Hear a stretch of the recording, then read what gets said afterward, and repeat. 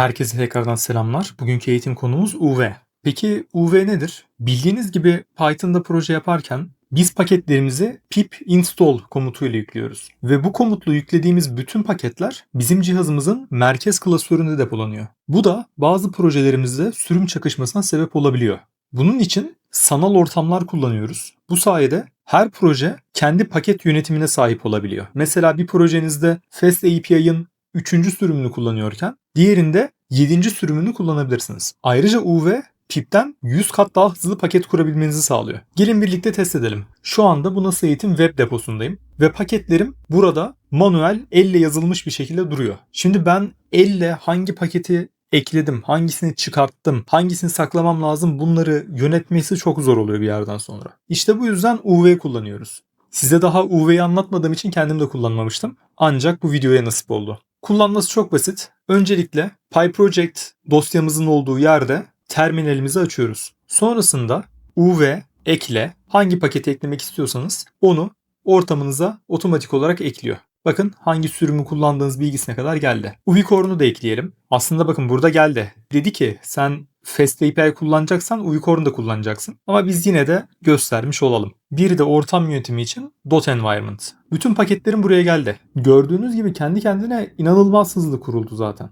Ama bunun kurulmadığını düşünelim. Siz ilk defa bu kaynak koduna erişiyorsunuz. Paketleri nasıl yükleyeceğim, nasıl yöneteceğim? İşte bunu göstereceğim şimdi.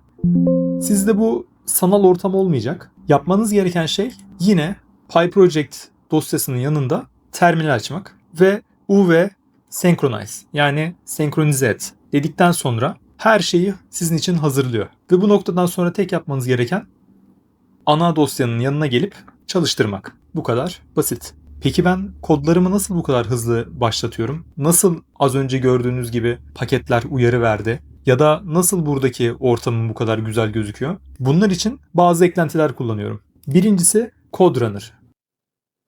CodeRunner normalde Python'la sizin kodunuzu çalıştırır. Sizin buradan gelip manuel olarak Python çalıştırma kodunu uv-run yapmanız lazım. Yani buraya şunu yazmış oluyorsunuz. uv-run xmainpy.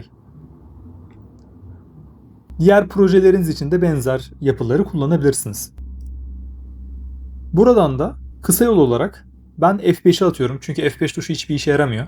O yüzden run kodu F5'e atadım. Bu şekilde kullanıyorum. İkinci eklentimiz hata merceği. Bu eklenti ne işe yarar derseniz kodu çalıştırmadan bütün sintaks hatalarını yani yazım hatalarını, paket eksikliklerini otomatik olarak gösteriyor. İnanılmaz kullanışlı bir eklenti. Kesinlikle tavsiye ediyorum. Ve son olarak materyal ikon teması.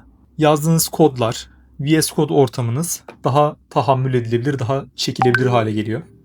Bütün eklentilerimi zaten soldaki listeden görüyorsunuz.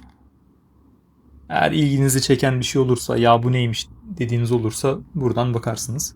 Evet, UV ve birazcık VS Code ayarları bu şekildeydi. İzlediğiniz için teşekkürler. Kendinize iyi bakın. Bay bay.